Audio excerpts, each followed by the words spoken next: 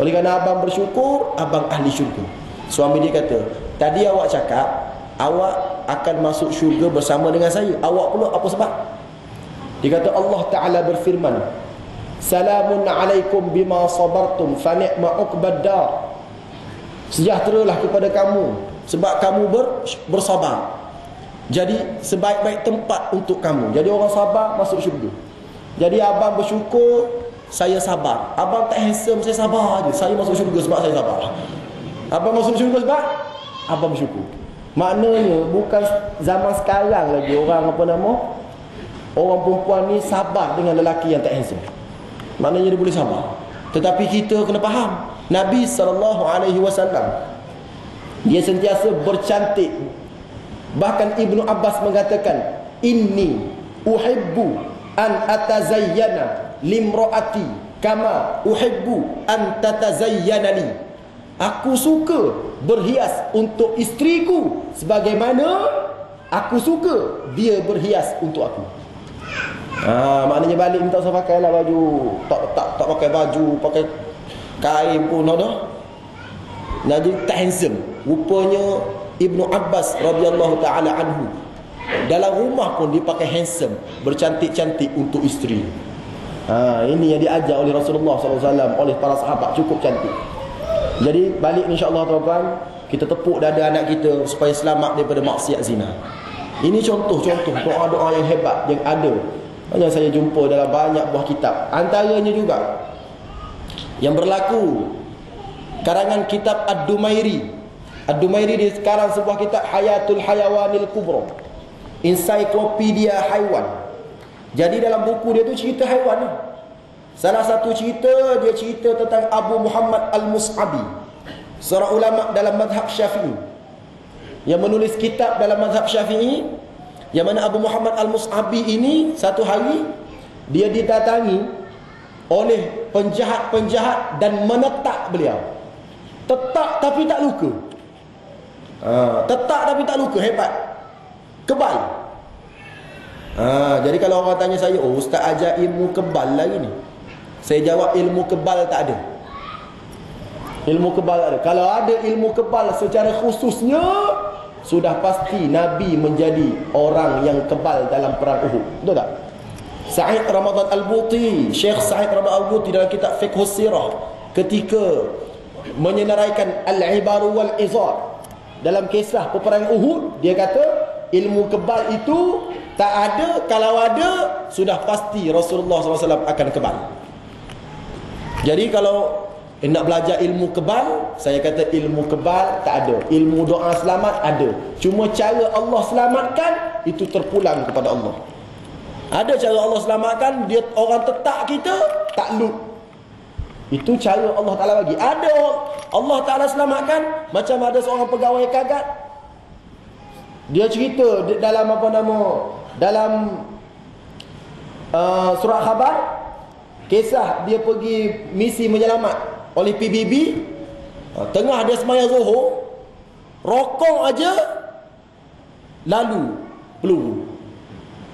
Jadi Allah Ta'ala selamatkan dia bukan melalui kebal, tapi melalui rokok. Maknanya kalau dia baca surah panjang sikit, mati dah. Jadi maknanya kena baca pendek-pendek. Itu silap faham. Maknanya Allah Ta'ala selisihkan dia daripada kena bala. Dengan sebab Allah Ta'ala selamatkan dia, tak tahulah apa amalan yang menyebabkan Allah Ta'ala selamatkan dia.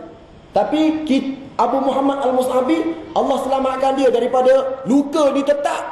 Kerana bila ditanya beliau, dia kata, aku sentiasa mengamalkan ayat-ayat yang ada perkataan hafizah dalam Al-Quran. Dalam Al-Quran dia ada perkataan yang berasal daripada perkataan hafizah dengan makna menjaga. Contoh, wala yauduhu hifzuhuma, ada hifzu. Wa yursilu alaikum hafazah, ada hafazah. Inna rabbi ala kulli syai'in hafiz, ada hafiz. Fallahu khairun hafizah, ada hafizah. Hafizah tu maksud dia jaga. Jadi senarai ayat-ayat jaga ni dia baca tiap-tiap hari.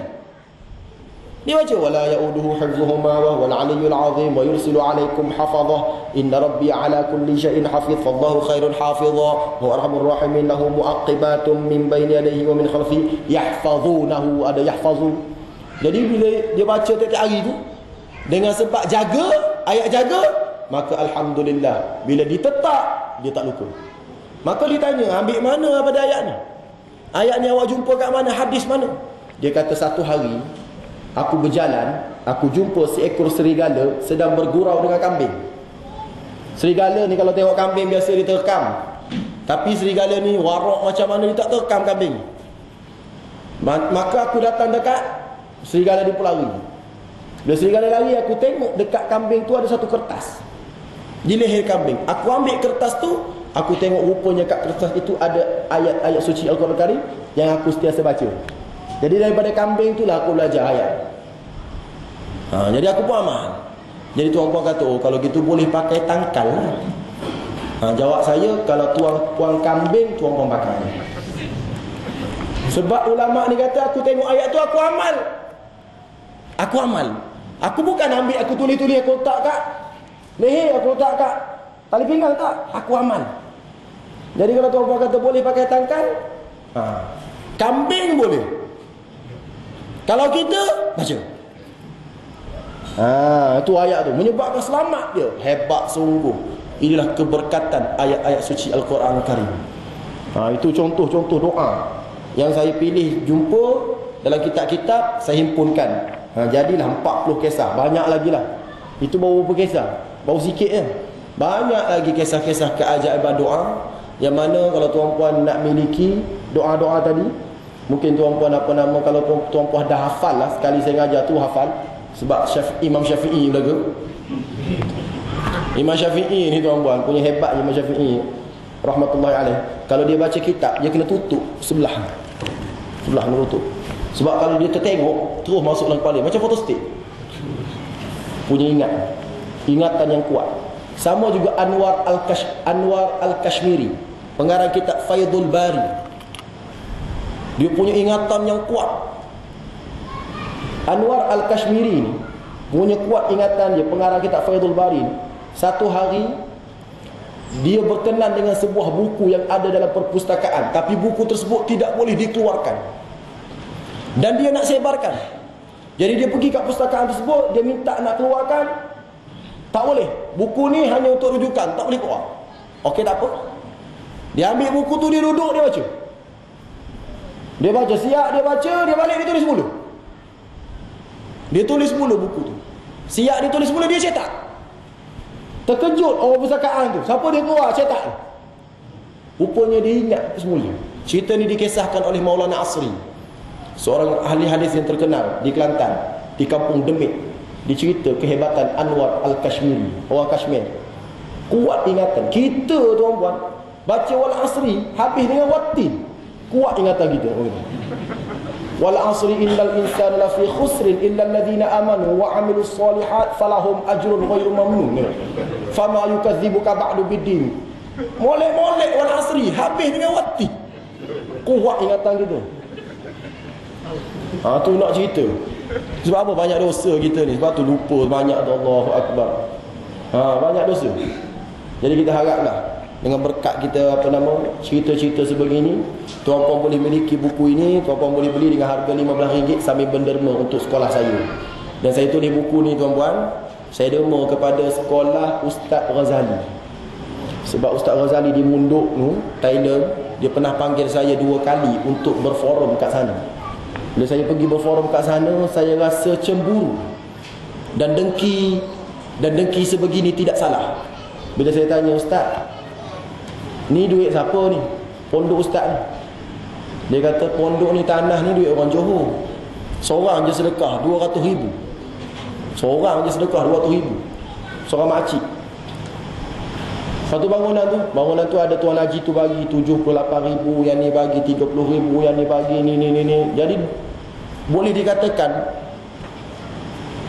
bangunan tersebut bangunan orang Johor, tanah pun tanah orang Johor. Dan dia pun cerita, waktu dia cerita dia nangis. Ustaz Ghazali nangis. Dia cerita, Makcik Ustaz Rifki, makcik yang sedekah tanah ni dah mimpi masuk syurga. Mimpi masuk syurga. Saya pun diam, saya dengar. Allah Ta'ala makbulkan doa dia. Mimpi masuk syurga. Dia telefon saya, Ustaz, malam tadi saya mimpi suami saya cantik sungguh, dia kata. Lepas tu saya mimpi berada dalam satu kebun yang amat cantik, tak tahu nak bagi tahu, cantik sungguh. Ustaz Ghazali kata, kebun-kebun ni jannah. Jannah ni pun juga mana syurga. Makcik dah mimpi masuk syurga dah tu, dia kata. Makcik ni terus nangis. Nangis, kalau gitu kalau Ustaz, ada lagi bangunan yang Ustaz tak siap. Ada tengah nak buat masjid sekarang. Tak apa, saya bagi pula 100,000. Bagi pula 100,000. 2 minggu lepas datang Johor Bahru, saya dapat tahu dia datang Johor Bahru. Ustaz Ghazali datang Johor Bahru, saya telefon, kenapa datang Johor tak ziarah saya? Oh, minta maaf, saya datang ni cepat-cepat, emergency. Sebab seorang makcik tu nak tambah lagi 50,000. Maknanya 150,000 campur 200,000, 350,000. Dan makcik tu pula satu kelebihannya, kalau dia buka Quran nak baca, dia pun heran. Buka lan tanalul birra hatta tunfiqu mimma tuhibbun. Ayat muka surat tu, muka surat juz 4. Dia buka Quran, kena muka surat tu. Buka Quran, muka surat tu. Dia pun pelik. Tanya Ustaz Ghazali, kenapa muka surat ni? Ustaz Ghazali kata, makna ayat tersebut, kamu tidak akan memperolehi kebajikan kecuali kamu menafkahkan harta yang kamu sayang. Makcik insya-Allah dah nafkahkan harta yang makcik sayang, 350,000. Kita 350 ringgit demam 3 hari. Aduh. Mimpi masuk syurga. Saya pun, Ustaz, saya nak bantu sekolah Ustaz macam mana? Saya bukan ada duit banyak pun.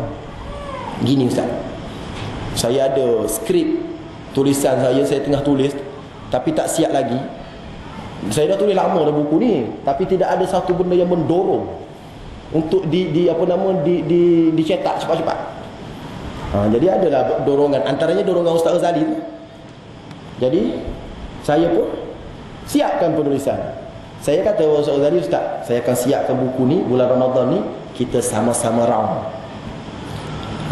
Ustaz ambil buku saya, Ustaz pergi round kat Kuala Lumpur. Dapat duit, masuk kat sekolah. Saya round kat Johor. Saya round kat Johor, tak apalah. Saya pun dapat duit tu. Bukan tak dapat, adalah bahagian saya dan ada bahagian Ustaz Ghazali. Jadi bila macam tu, buat alhamdulillah.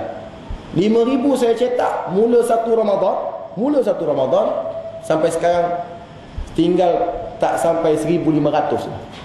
Maknanya sudah 3,500 lebih terjual buku ni. Jadi saya pun seronok sebab dapat